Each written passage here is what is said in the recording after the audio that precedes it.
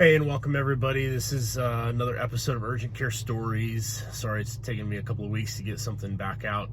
Just been very busy with the holidays. Hope everybody had a happy Thanksgiving and enjoyed some time and some good food. I wanted to tell you about a story of two different conditions that ended up presenting at the same time that I'd never seen before at the same time. And there's some important learning lessons that I took away from the case. So the history basically goes something like this. Guy was in his late 70s or early 80s. He had a history of atrial fibrillation. He was on Eliquis, which is a blood thinner. And about a week ago, he was walking in his bathroom, I believe, and he tripped and suffered an abrasion to his left shin.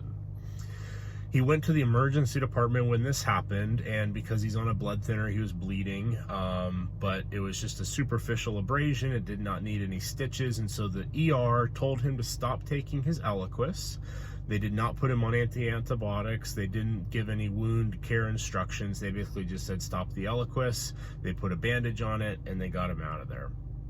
He had no instructions when to restart his Eliquis. So fast forward a week, he comes into my clinic and he's complaining of swelling, pain, and redness to the left leg.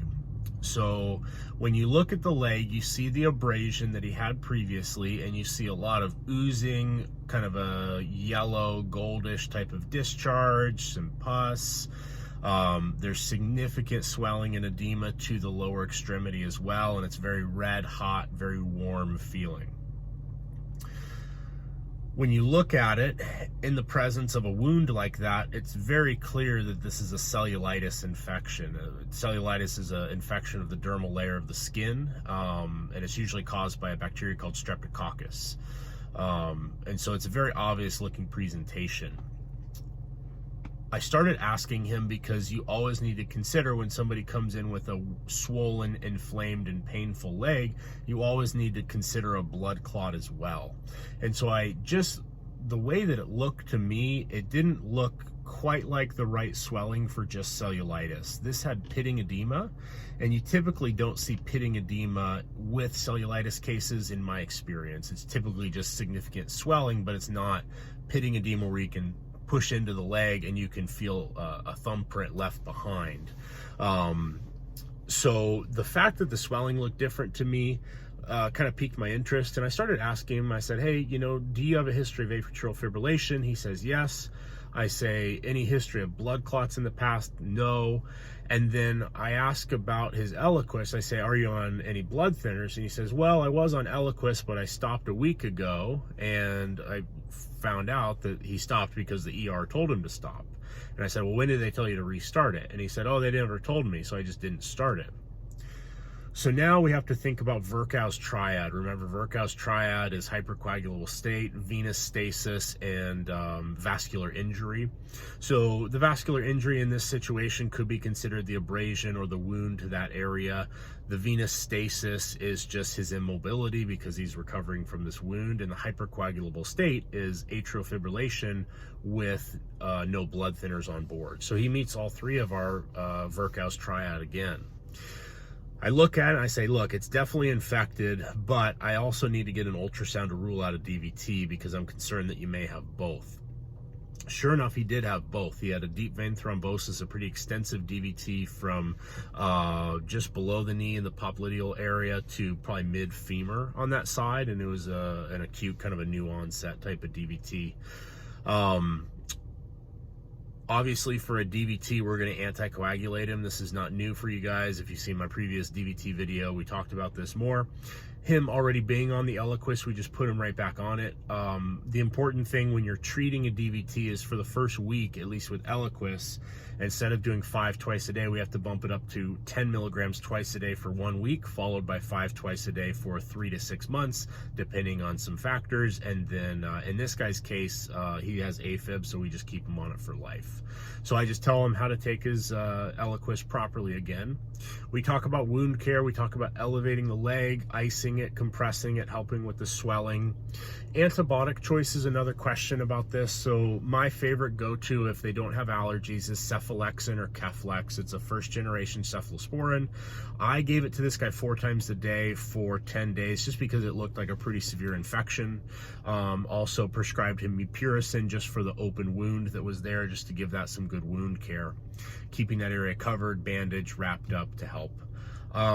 Again, remember that with a DVT, there is a 50% chance of a pulmonary embolism within the first month of that diagnosis when the clot is the most unstable. So you don't have to get a CTA of the chest right away, but you need to at least inform the patient of what to look for. Stabbing chest pain, shortness of breath, tachycardia, signs like that, and they need to go to the emergency department immediately if they figure that out. We got him back on his blood thinner. We started him on antibiotics. He did great. The infection was well under control within a few days.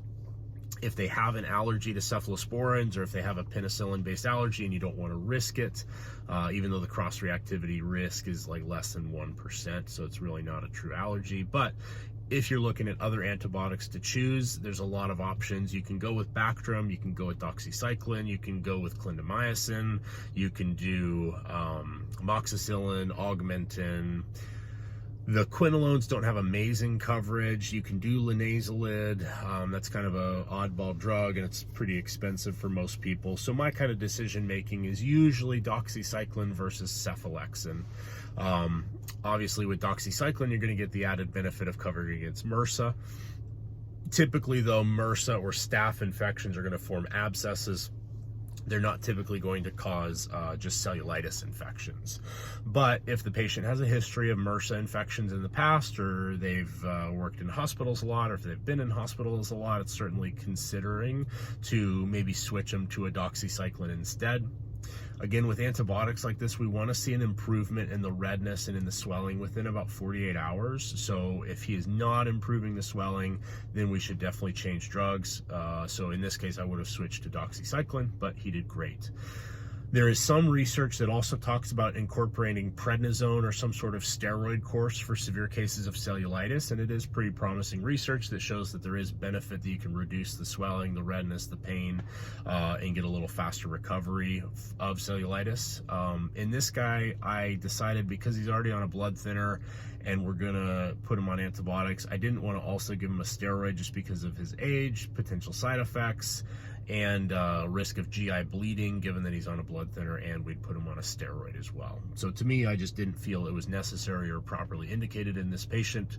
I am just proud of myself for this case, to be honest with you. I think that looking at it, every single provider who is worth anything should have been able to say that that was a cellulitis and treat that infection. But I don't think a lot of providers would have also ordered the ultrasound like I did. And so I'm just proud of myself. I think that I did right by the patient, and I think I'm happy with myself for what I did in this situation. The lesson here is that the history gave me what I needed. The physical exam said cellulitis, pretty obviously, but the exam and the history were a little bit different. And so when the history tells me he has some thrombosis risk, I decided to order the ultrasound, and we were on the right track with that one. This was just an interesting case. Again, guys, I hope that there are some good learning opportunities for you guys here. If you have any questions, feel free to send it out. Write something in the comments below. If you have had a cellulitis and a blood clot at the same time, I'd be very curious to hear about your case, so please share that story down below. Hope you guys enjoy this episode. Try to keep these short and sweet for you guys. And if you have anything that you'd like me to touch on, or maybe any conditions that you'd like me to share my experience with how I treated certain things, please leave me some comments and information down below about what you'd like to see, and we can definitely try to make something happen for you guys. I will try to put out another video next week if I get a chance. Until next time, I'll see you guys later. Take care.